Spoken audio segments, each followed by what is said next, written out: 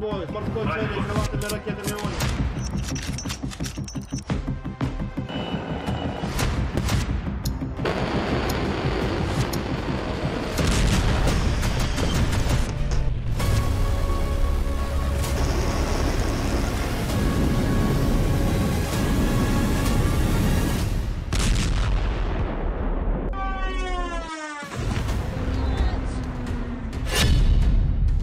जनरलों से ट्रंप की meeting, Putin के खिलाफ आखिरी युद्ध। लगभग 44 महीने से रूस यूक्रेन जंग में अब अचानक खामोशी के साथ सर्वनाश युद्ध शुरू हो चुका है। खामोशी शब्द यहां इसीलिए इस्तेमाल किया गया क्योंकि अमेरिका के उपराष्ट्रपति जेडी वेंस ने दावा किया है कि उन्हें खुफिया हवालों से पता चला है कि रूस के राष्ट्रपति पुतिन ने फैसला लिया है कि वो अब ना तो राष्ट्रपति ट्रंप के साथ कोई मीटिंग करेंगे और ना ही फोन पर बातचीत करेंगे। यहां तक कि वो अब किसी भी कीमत पर ज़ेलेंस्की के साथ कोई मीटिंग नहीं करेंगे। पुतिन के इस फैसले के बाद से ही रूस ने अब यूक्रेन पर 3.5 साल का सबसे बड़ा और सबसे भयानक हवाई हमला किया है। इधर अमेरिकी मीडिया में भी दावा किया गया है कि 29 सितंबर को राष्ट्रपति ट्रंप अमेरिका के 100 जनरल और एडमिरल के साथ में एक टॉप सीक्रेट मीटिंग अमेरिका के वर्जीनिया में करने जा रहे हैं, जो शायद पुतिन के खिलाफ ट्रंप का आखिरी युद्ध साबित हो सकता है। पर्दे के पीछे जो तीसरे विश्व युद्ध की परमाणु तैयारियां चल रही है, वो अब चरम पर पहुंच चुकी हैं। यूक्रेन में मौजूद पोलैंड के राजदूत को रूस ने मिसाइल हमले से उड़ा दिया है। इधर रूस से सटे नेटो देशों ने लड़ाकू विमानों को आसमान में उतार दिया है। हालात बद से बदतर हो चुके हैं और अब अमेरिका रूस के बीच संवाद खत्म होने की कगार पर है। ऐसे हालात में वॉर एक्सपर्ट्स कह रहे हैं कि ये स्थिति युद्ध के नजरिए से सबसे खतरनाक है, क्योंकि अब पुतिन रूस का और अपना वजूद बचाने के लिए जंग की आखिरी बाजी चलने को मजबूर होते जा रहे हैं। तो चलिए खबरों की डिटेल को देखते हैं कि रूस यूक्रेन युद्ध का स्तर कितना भयानक हो चुका है। मिसाइल हमलों से भूखा यूक्रेन, 100 जनरलों से ट्रंप की मीटिंग। अगर हम रूस यूक्रेन जंग में पिछले 72 घंटों पर नजर डालें तो रूस यूक्रेन पर बहुत ज्यादा भारी पड़ा है। दावा किया जा रहा है कि रूस ने यूक्रेन पर पिछले 18 घंटे में 599 हमलावर ड्रोन और 48 से ज्यादा मिसाइलों से हमले किए हैं। कुछ रिपोर्ट्स में दावा किया गया कि रूस ने यूक्रेन पर पिछले 18 घंटे में 612 से ज्यादा ड्रोन दागे हैं। हालात ये हैं कि यूक्रेन के कम से कम 20 इलाकों को रूसी हमलों ने पूरी तरह से तबाह कर दिया है। इन हमलों को देखकर अमेरिका और नेटो भी हैरान हैं। ये हमले ट्रंप के उस बयान के बाद किए गए हैं जिसमें राष्ट्रपति ट्रंप ने मीडिया में बयान देते हुए दावा किया कि पुतिन और उनका रूस कागजी शेर निकले। ट्रंप ने पुतिन और रूसी सेना पर तंज कसते हुए कहा था कि जिस युद्ध को जीतने में रूस को सिर्फ 7 दिन का वक्त लगना चाहिए था, उस युद्ध को रूस 3.5 साल से लड़ रहा है। ट्रंप ने इसी आधार पर रूस की खूब खिल्ली उड़ाई थी और दावा किया था कि अब बहुत जल्द यूक्रेन रूस से जंग जीत लेगा और अपने इलाकों को रूस से आजाद भी करा लेगा।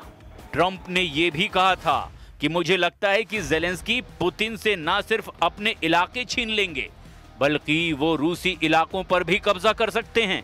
राष्ट्रपति ट्रंप के इन बवाली बयानों से पुतिन और रूसी सेना बुरी तरह से बौखला गई है। उसने 72 घंटे के अंदर ही यूक्रेन के 40 इलाकों को बुरी तरह से रौंद डाला है। इधर रूस के खूनी हमलों के बाद राष्ट्रपति ट्रंप ने अमेरिकी सैन्य इतिहास की ऐसी मीटिंग बुलाई है जिसे बेहद दुर्लभ और गंभीर माना जा रहा है।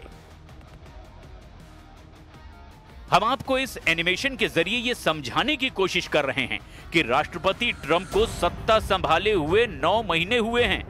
जब ट्रंप राष्ट्रपति बने थे तो कह रहे थे कि मैं 10 मिनट में रूस यूक्रेन युद्ध रुकवा दूंगा, लेकिन हैरानी की बात तो यह है कि आज 9 महीने बाद भी राष्ट्रपति ट्रंप 100 सैन्य अफसरों, जिसमें कि जनरल और एडमिरल भी हैं, उनके साथ खुफिया मीटिंग कर रहे हैं। दावा किया जा रहा है कि इस मीटिंग का पूरा फोकस रूस यूक्रेन युद्ध है। खास तौर से पुतिन के कोहराम मचाते हमलों से ट्रंप सन्न हो गए हैं। दावा किया जा रहा है कि राष्ट्रपति ट्रंप रूस के खिलाफ बड़ा सैन्य फैसला लेने से पहले अपने सभी टॉप कमांडर, जनरल और अफसरों से ये जान लेना चाहते हैं कि अगर रूस के खिलाफ अमेरिका जंग के मैदान में सेना उतारता है तो उससे किस तरह का और कैसा मुकाबला करना पड़ेगा। यानी ट्रंप रूस के खिलाफ युद्ध छेड़ने से पहले ये जान लेना चाहते हैं कि रूस से अमेरिका की सीधी जंग का असर क्या हो सकता है। इसीलिए राष्ट्रपति ट्रंप अमेरिका के वर्जीनिया में मौजूद क्वांटिको में मरीन कॉर्प्स बेस पर टॉप कमांडरों के साथ खुफिया मीटिंग कर रहे हैं।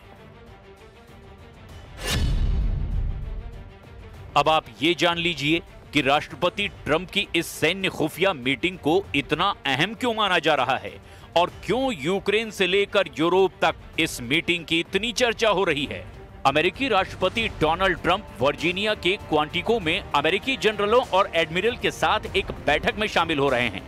वॉशिंगटन पोस्ट ने एक दस्तावेज का हवाला देते हुए दावा किया है कि ये अमेरिका के सैन्य नेतृत्व का एक ही स्थान पर एक दुर्लभ समागम होगा, यानी दुर्लभ मीटिंग।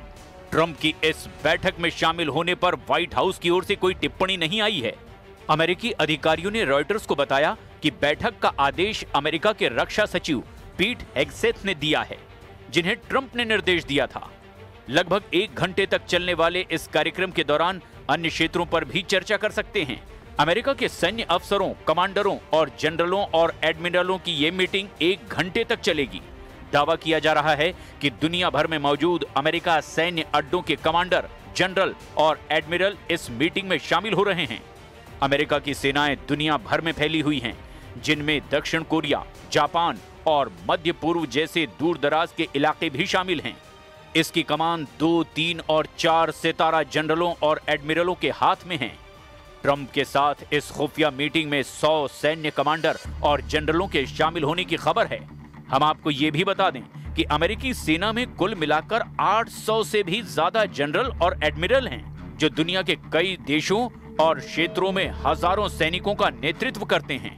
अब देखना यह होगा कि ट्रंप की इस खुफिया मीटिंग में रूस यूक्रेन युद्ध पर कौन सा बड़ा फैसला होता है। फिलहाल रूस ने इस खबर पर चुप्पी साध रखी है।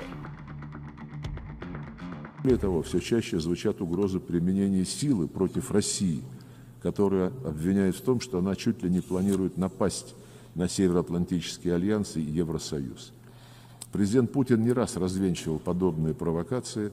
У России не было и нет подобных намерений, однако любая агрессия против моей страны получит решительный отпор.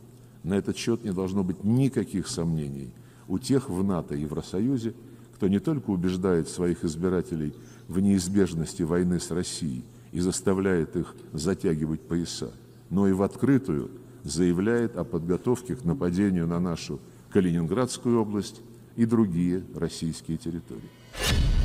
599 हवाई हमले, रूस ने फूंका यूक्रेन, बातचीत बंद, अब सिर्फ बम से बात।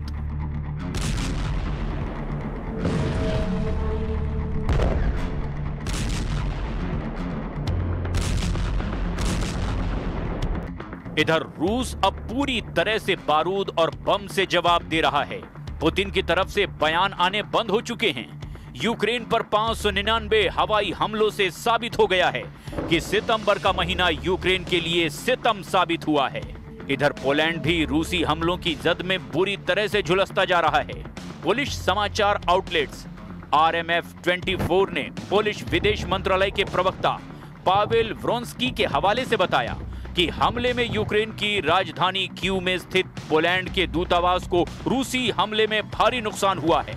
रूस के TASS समाचार एजेंसी ने गवर्नर व्याचेस्लाव ग्लैडकोव के हवाले से बताया कि रूसी सेना ने 24 घंटे की अवधि में ही 230 यूक्रेनी ड्रोन, 6 निर्देशित हवाई बम और 6 रॉकेट मार गिराए हैं। Сьогодні увесь день після російського удару тривала ліквідація наслідків у Запоріжжі, в Києві, Київській області, в інших наших регіонах. Більшість уражень – це звичайні будинки, це цивільні об'єкти, постраждали більш ніж 80 людей, на жаль, 4 людини загинули, і серед них одна дитина. Мої співчуття рідним та близьким. मौन है पुतिन, खौफ में है ट्रंप जेलेंस्की। इधर रूस यूक्रेन युद्ध को लेकर अब रूस के राष्ट्रपति व्लादिमीर पुतिन ने एक बड़ा फैसला कर लिया है, जिसने पूरी दुनिया को परेशान कर दिया है। अमेरिका के उपराष्ट्रपति जेडी वेंस ने जानकारी देते हुए बताया कि युद्ध में बढ़ती मौतों को देखते हुए पुतिन ने एक बार फिर साफ कर दिया है कि वो अमेरिकी राष्ट्रपति ट्रंप और जेलेंस्की से मुलाकात नहीं करेंगे। हम आपको कुछ आंकड़े दिखाते हैं जो अमेरिकी संस्था की तरफ से ही जारी किए गए हैं। वॉशिंगटन स्थित centre for strategic and international studies का अनुमान है कि 2,50,000 से ज्यादा रूसी सैनिक और 60,000 से 1 लाख यूक्रेनी सैनिक मारे गए हैं। इस बीच संयुक्त राष्ट्र ने 10 सितंबर को बताया था कि युद्ध में 14,100 से ज्यादा यूक्रेनी नागरिक मारे गए हैं। द मॉस्को टाइम्स के अनुसार इस युद्ध में 620 से ज्यादा रूसी नागरिक भी अपनी जान गंवा चुके हैं। पिछले महीने व्हाइट हाउस में जेलेंस्की और यूरोपीय नेताओं के साथ बैठक के बाद राष्ट्रपति ने आशा व्यक्त की थी कि एक त्रिपक्षीय बैठक होगी, लेकिन रूस के तूफानी हमलों ने सारी उम्मीदों पर ही पानी फेर दिया। अब देखना यह होगा कि राष्ट्रपति ट्रंप रूस के खिलाफ क्या फैसला लेते हैं।